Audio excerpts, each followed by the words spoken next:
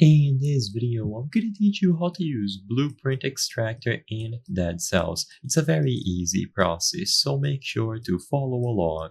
In this video, I'm going to be talking about how to unlock and how to use the Blueprint Extractor. This item allows you to extract blueprints from certain elite enemies. So first, in order to unlock it, you will need to acquire the Hunter's Grenade first. So go ahead and purchase it from the collector. As you can see, this unlocks the Hunter Grenade in the prisoner's quarters.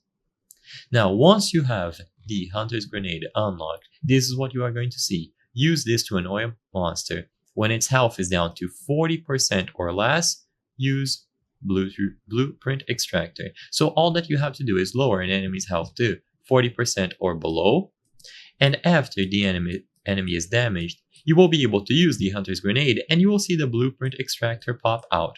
Once you have the Blueprint Extractor, it's going to be as simple as using it on a targeted elite enemy and when its health is below 40%, which is going to give you a blueprint as a reward. So all that you have to do is acquire the Hunter's Grenade from the collector, lower an enemy's health to 40% or below, use the grenade, and that's going to give you the Blueprint Extractor unique power skill.